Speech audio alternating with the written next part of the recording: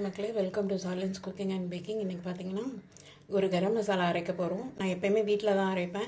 அது எப்படி அரைக்கிறதுன்னு பார்க்கலாம். ஃபஸ்ட்டு வந்து நம்ம எல்லா பொருளும் எடுத்துக்கலாம். அதை ஒன்று ஒன்றா வறுத்து ஆற வச்சு அப்புறமா மிக்சியில் போட்டு பவுடராக அரைச்சிக்கலாம். இங்கே ஒரு ஃப்ரை பேன் சூடு பண்ணியிருக்கேன்.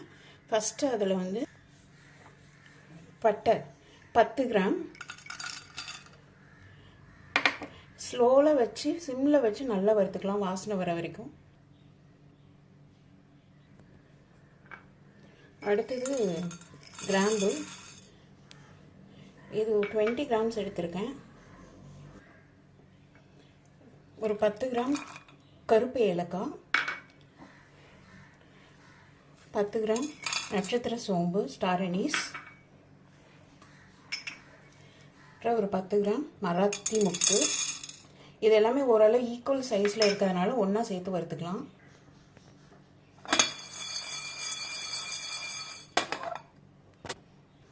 இப்போ 10 கிராம் கல்பாசி, இது ரொம்ப லைட் வெயிட்டாக இருக்கும், அதனால் தனியாக வறுத்து எடுத்துக்கலாம். அடுத்தது ஒரு 10 கிராம் ஜாதி பத்திரி, இது கண்டிப்பாக சேர்க்கணும், இது நல்ல வாசனை கொடுக்கும்.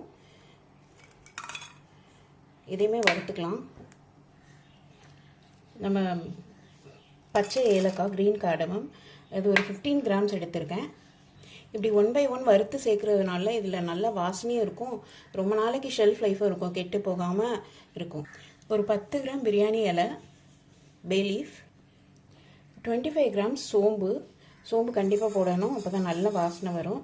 அதையுமே லைட்டாக நல்லா வறுத்து சேர்த்துக்கலாம்.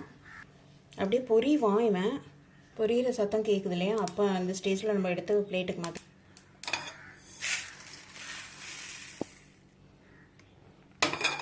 கடைசியாக ஒரு 10 கிராம் சீரகம் சேர்த்துக்கலாம். ரொம்ப சேர்த்துடாதீங்க, மாற்றி விட்டுருவோம்.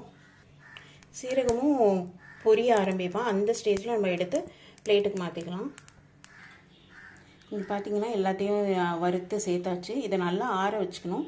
கம்ப்ளீட்டாக ஆறின பிறகு மிக்சி ஜாரில் சேர்த்து பவுடர் அரைச்சிக்கலாம். நல்லா ஆறிடுச்சு. இந்த மாதிரி மிக்சி ஜார் நல்லா காஞ்சி ஒரு சொட்டு கூட ஈரம் இல்லாத மாதிரி பார்த்துக்கோங்க. அப்புறமா இதில் சேர்த்து அரைச்சிக்கலாம். நல்லா ஃபைன் பவுடராக அரைச்சாச்சு. Garam masala powder ready.